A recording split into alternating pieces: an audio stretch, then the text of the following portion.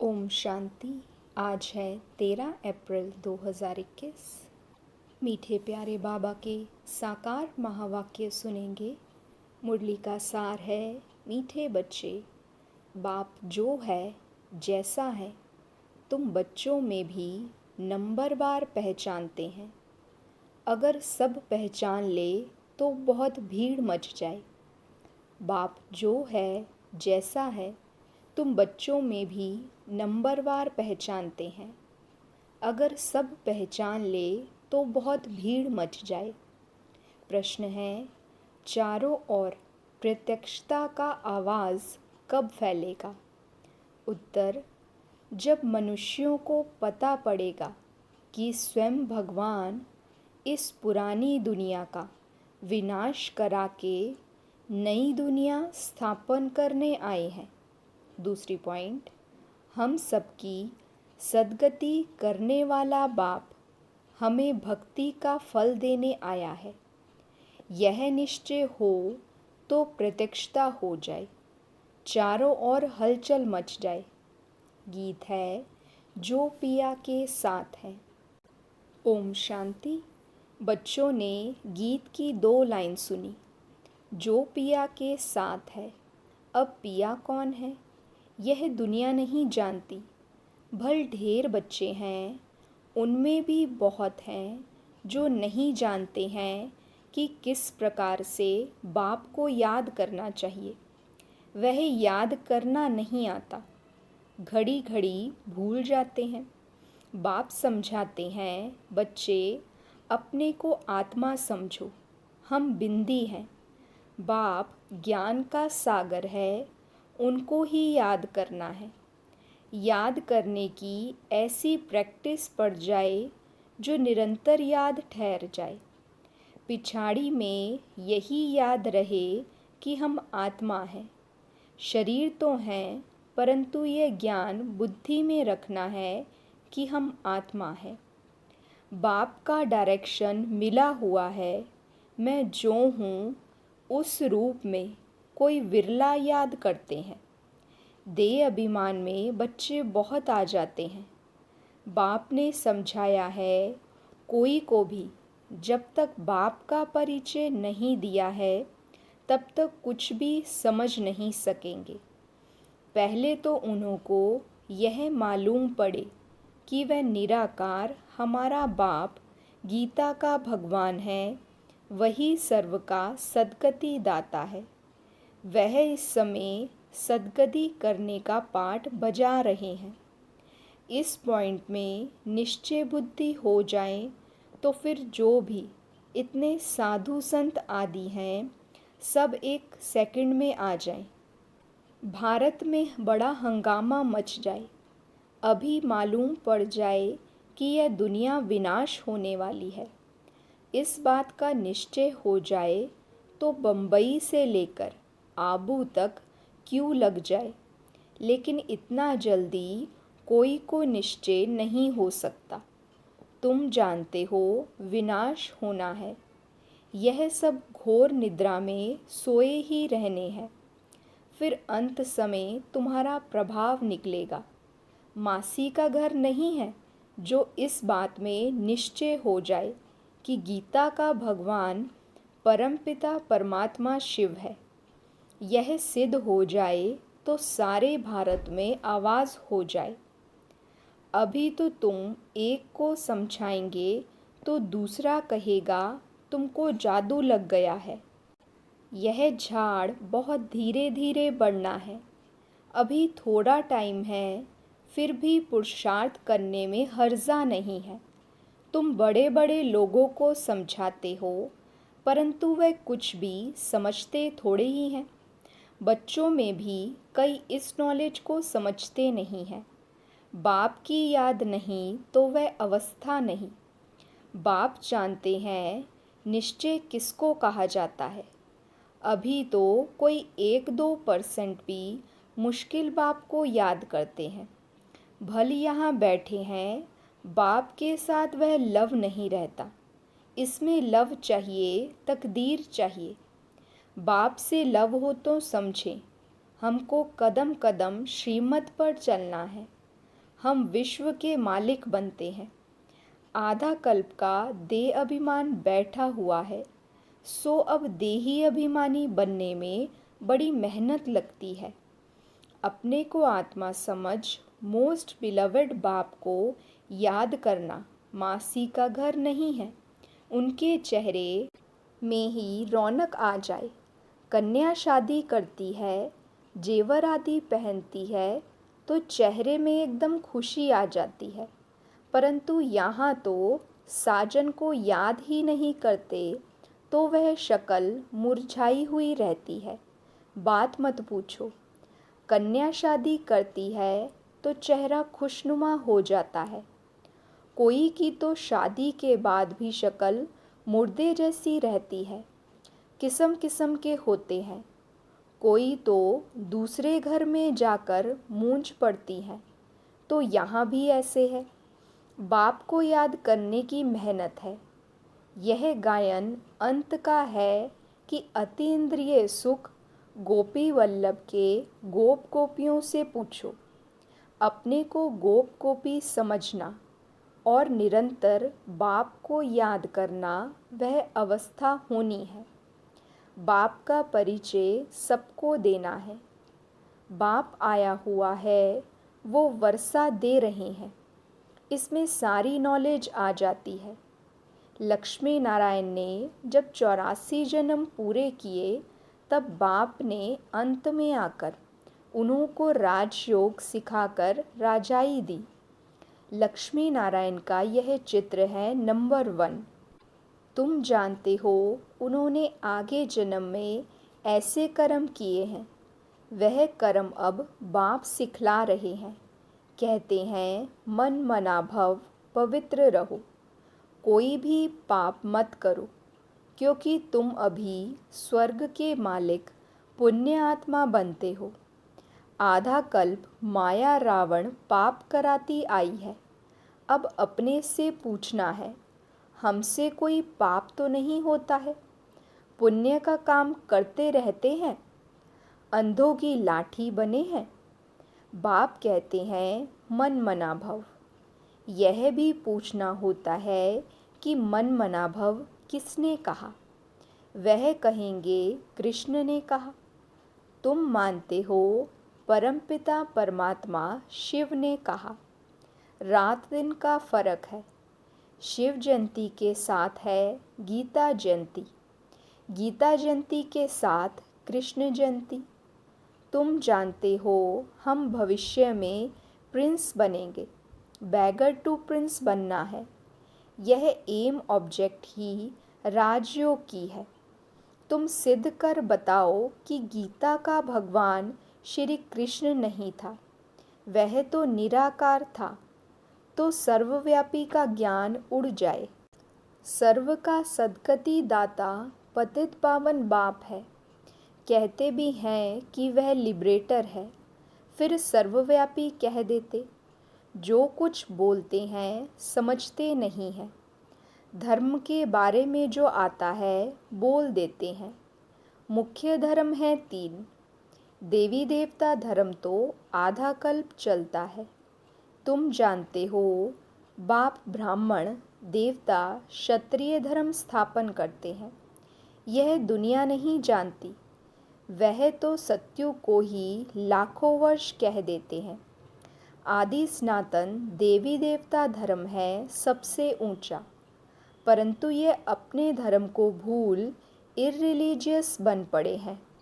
Christian लोग अपने धर्म को नहीं छोड़ते।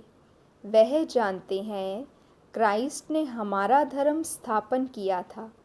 इस्लामी, बौद्धि, फिर क्रिश्चियन, यह है मुख्य धर्म। बाकी तो छोटे छोटे बहुत हैं। कहाँ से वृद्धि हुई यह कोई नहीं जानता। मोहम्मद को अभी थोड़ा समय हुआ है। इस्लामी पुराने हैं, क्रिश्चियंस भी मशहूर हैं। बाकी तो कितने ढेर हैं। सबका अपना अपना धर्म है। अपना भिन्न भिन्न धर्म, भिन्न भिन्न नाम है तो मूंछ गए हैं। यह नहीं जानते कि मुख्य धर्म शास्त्र ही 4 हैं। इसमें डिटिज़म, ब्राह्मणिज्म भी आ जाते हैं। ब्राह्मण सो देवता, देवता सो क्षत्रिय, यह किसी को पता नहीं। गाते हैं ब्राह्मण देवताए नमः, परम पिता ने ब्राह्मण देवता क्षत्रिय धर्म की स्थापना की। अक्षर है परंतु पढ़ते ऐसे हैं जैसे तोते। यह है कांटों का जंगल, भारत गार्डन ऑफ फ्लावर था, यह भी मानते हैं।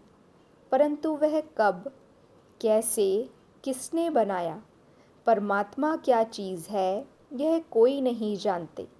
तो ऑर्फन हो गए ना, इसलिए यह लड़ाई झगड़े आदि हैं। सिर्फ भक्ति में खुश होते रहते हैं।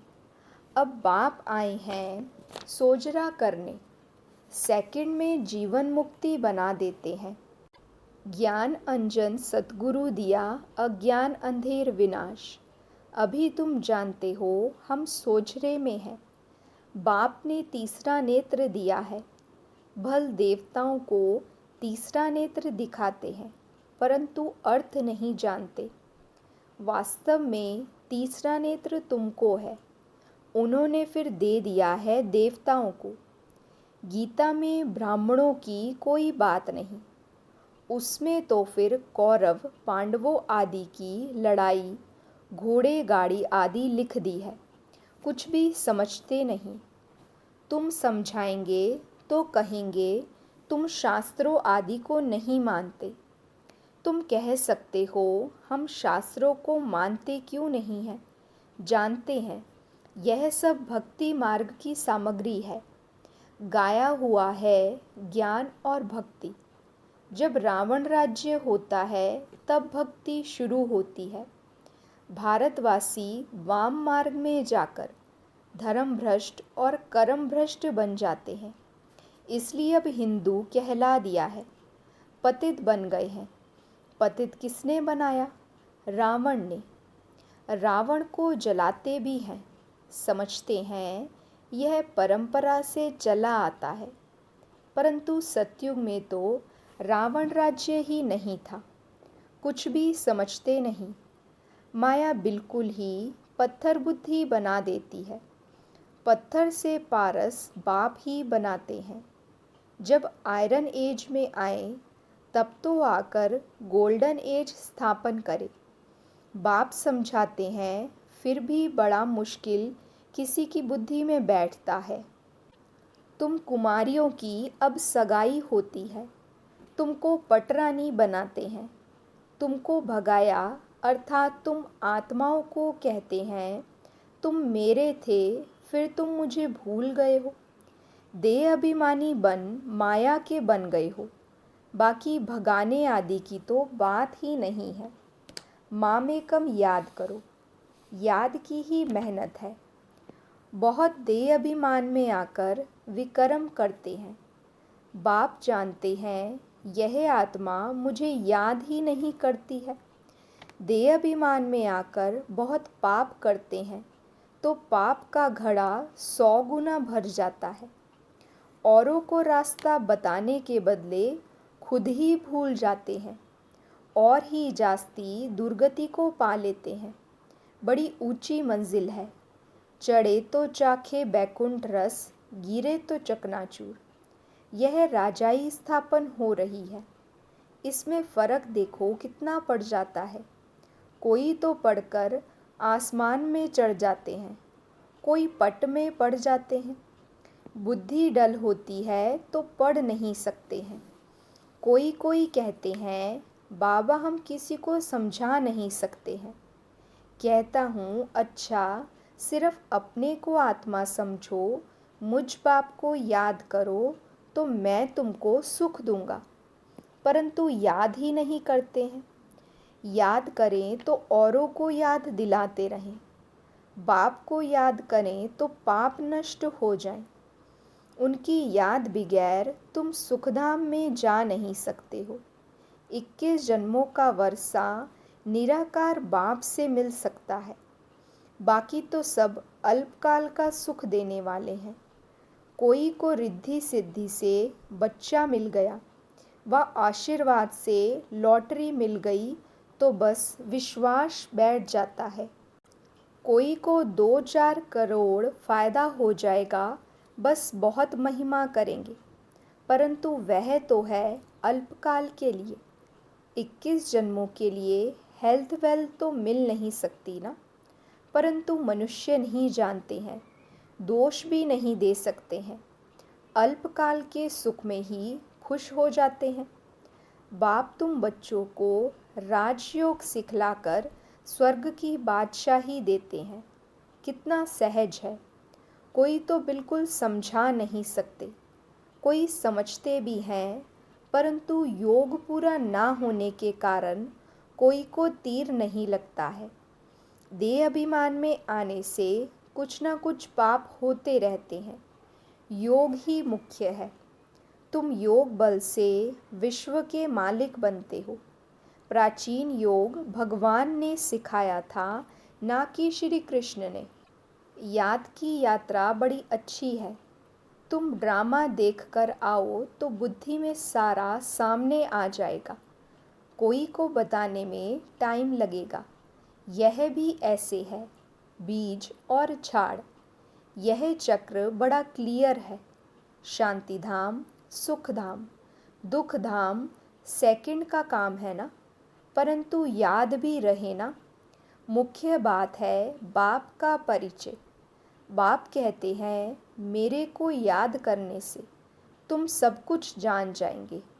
अच्छा, शिव बाबा तुम बच्चों को याद करते हैं, ब्रह्मा बाबा याद नहीं करते हैं। शिव बाबा जानते हैं हमारे सपूत बच्चे कौन कौन हैं। सर्विसेबल सपूत बच्चों को तो याद करते हैं। यह थोड़े ही किसी को याद करेंगे। इनकी आत्मा को तो डायरेक्शन है, माँ में कम याद करो। अच्छा, मीठे मीठे सिकीलदे बच्चों प्रति माता पिता बाप दादा का याद प्यार और गुड मॉर्निंग। रूहानी बाप की रूहानी बच्चों को नमस्ते। हम रूहानी बच्चों की रूहानी बाप दादा को दिल व जान सिक बा प्रेम से नमस्ते नमस्ते नमस्ते जी। गुड मॉर्निंग बाबा, शुक्रिया बाबा शुक्रिया। वहाँ मेरा भाग्य, वहाँ मेरे भाग्य विधाता बाबा।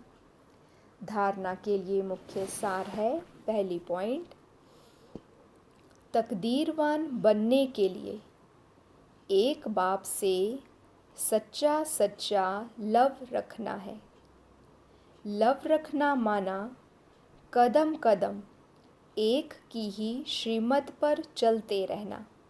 दूसरी पॉइंट, रोज़ पुण्य का काम अवश्य करना है। सबसे बड़ा पुण्य है सबको बाप का परिचय देना, बाप को याद करना और सबको बाप की याद दिलाना। वरदान है, स्थूल कार्य करते भी मनसा द्वारा विश्व परिवर्तन की सेवा करने वाली जिम्मेवार आत्मा भव। स्थूल कार्य करते भी मनसा द्वारा विश्व परिवर्तन की सेवा करने वाली जिम्मेवार आत्मा भव। बाबा समझाते, कोई भी स्थूल कार्य करते सदा यह स्मृति रहे कि मैं विश्व की स्टेज पर विश्व कल्याण की सेवा अर्थ निमित्त हूँ। मुझे अपनी श्रेष्ठ मनसा द्वारा विश्व परिवर्तन के कार्य की बहुत बड़ी जिम्मेवारी मिली हुई है। इस स्मृति से अलबेलापन समाप्त हो जाएगा और समय भी व्यर्थ जाने से बच जाएगा। एक एक सेकंड अमूल्य समझते हुए विश्व कल्याण के व जड़ चैतन्य को परिवर्तन करने के कार्य में सफल करते रहेंगे। स्लोगन है, अभियोद्धा बनने के बजाय निरंतर योगी बनो। अभी योद्धा बनने के बजाय निरंतर योगी बनो। अच्छा, ओम शांति।